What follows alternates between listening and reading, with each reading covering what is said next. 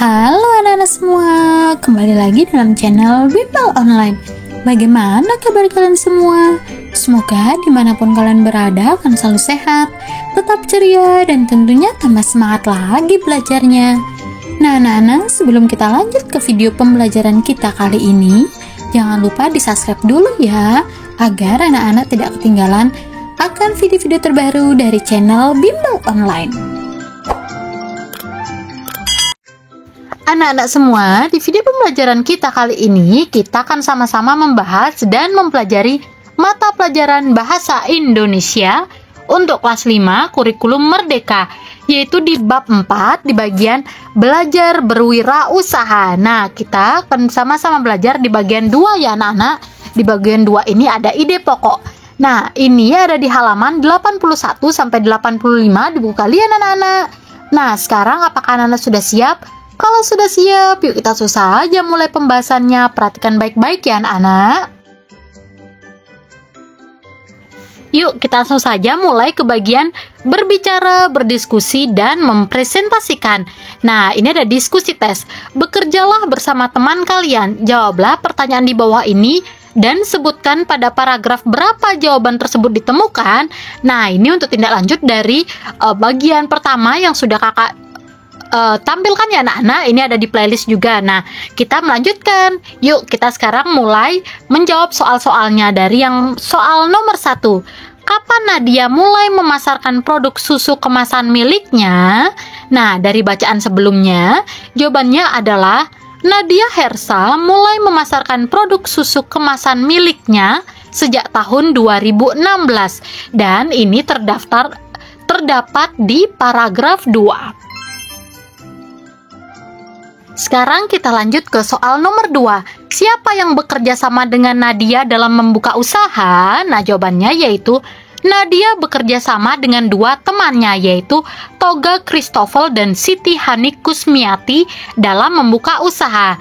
Nah, ini pun terdapat di paragraf 2 ya anak-anak, di bacaan sebelumnya itu.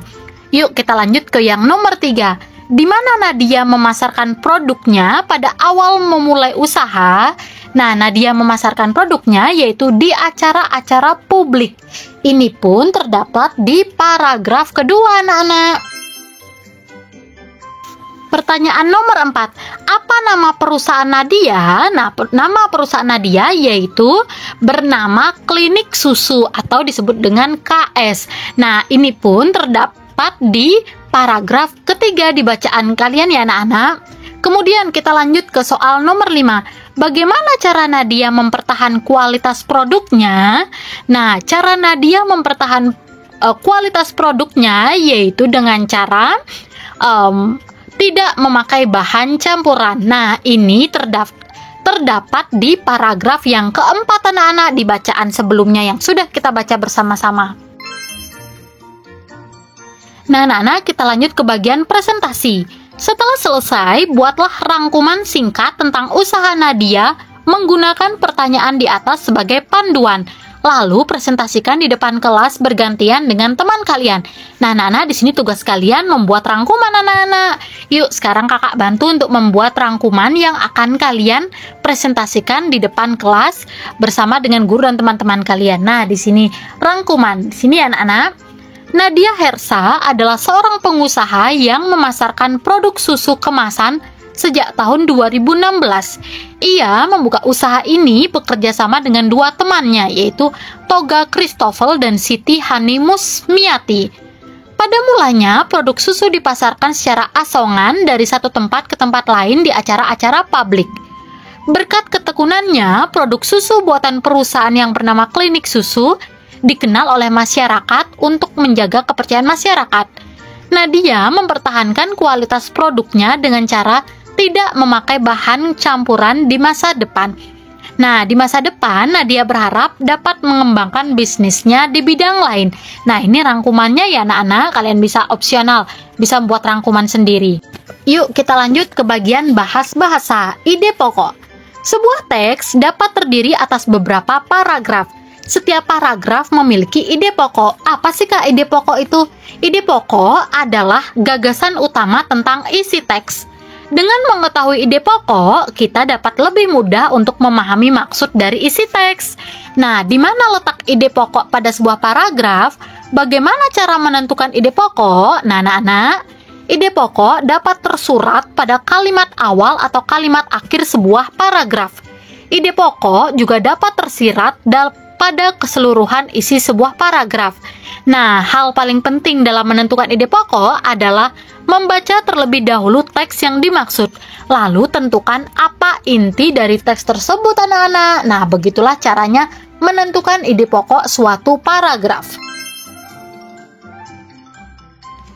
Mari kita amati isi paragraf pertama dari teks dari pedagang asongan hingga pemilik perusahaan. Nah, ini ya anak-anak paragraf pertama.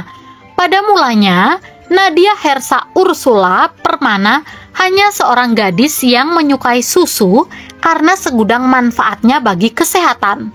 Setelah remaja, dia mulai menjajaki bisnis susu kemasan. Nadia ingin mengenalkan minuman susu kepada masyarakat. Nah, seperti ini anak-anak, kita lihat ada gambar Nadia. Nadia ini adalah seorang pengusaha. Usaha yang dijalankan yaitu ada yogurt, ada susu ya anak-anak ya. Nah, ide pokok dari paragraf ini adalah informasi singkat tentang pengusaha. Nah, pengusaha di sini yaitu Nadia Hersa Ursula Permana dan usaha yang dijalankannya. Nah, usaha yang dijalankannya apa saja? Minuman susu tadi anak-anak ya. Kemudian dia buat lagi minuman susu yang difermentasikan yang disebut dengan yogurt. Sekarang, bacalah kembali teks dari pedagang asongan hingga pemilik perusahaan dan tentukan ide pokok setiap paragraf. Nah, yuk kakak bantu anak-anak. Nah, di sini ide pokok untuk paragraf pertama dari bacaan itu yaitu informasi singkat tentang pengusaha dan usaha yang dijalankannya. Kemudian yang dari paragraf kedua kita mengambil ide pokok yaitu cara pengusaha memasarkan usahanya. Kemudian ide pokok di paragraf yang ketiga, kesuksesan perusahaannya hingga bisa dikenal masyarakat. Lanjut, di paragraf keempat, ide pokoknya yaitu cara pengusaha mempertahankan produk usahanya. Dan di paragraf yang kelima yang terakhir yaitu pengembangan produk usaha bisnis selain produk utama yang sudah dirintis. Nah, inilah ide pokok dari bacaan dari pedagang asongan hingga pemilik perusahaan. Nah, anak-anak, kita lanjut ke bagian bahas bahasa. Perhatikan kata-kata bercetak tebal pada teks dari pedagang asongan hingga pemilik perusahaan. Nah, kata-kata tersebut adalah idiom. Apa sih Kak idiom itu? Idiom adalah gabungan kata-kata yang membentuk makna baru. Idiom digunakan sebagai ungkapan anak-anak. Contohnya, ia dikenal sebagai orang yang tinggi hati. Nah, makna kata dari tinggi hati yaitu sombong ya anak-anak, bukan hatinya yang tinggi. Nah, sekarang pasangkan idiom dari teks dengan maknanya. Nah, di sini yang pertama ada mental baja.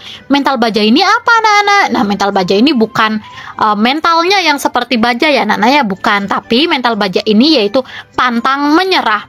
Kemudian yaitu ada rendah hati. Nah, rendah hati ini merupakan tidak sombong. Yang ketiga, gulung tikar. Bukan tikarnya digulung ya anak-anak, tapi gulung tikar ini maknanya yaitu bangkrut. Kemudian ada banting tulang. Nah, banting tulang ini bukan tulangnya yang dibanting ya anak-anak, tapi banting tulang ini kerja keras. Kemudian ada naik daun. Nah, naik daun di sini yaitu terkenal.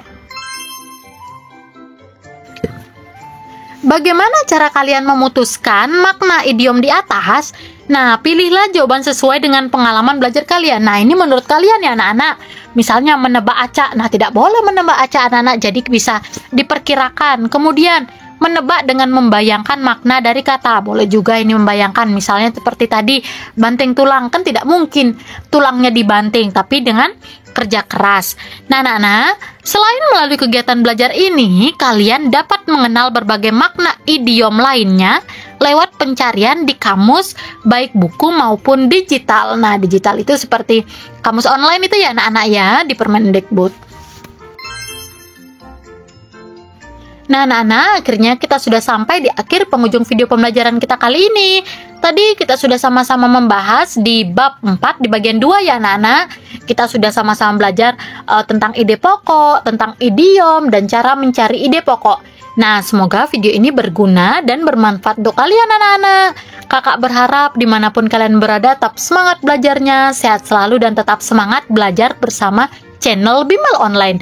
Nah, jika video ini bermanfaat untuk kalian, jangan lupa di like, komen, subscribe, dan share juga ke teman-teman kalian anak-anak. Sampai jumpa di video selanjutnya. Thanks for watching. See you next time. Bye-bye.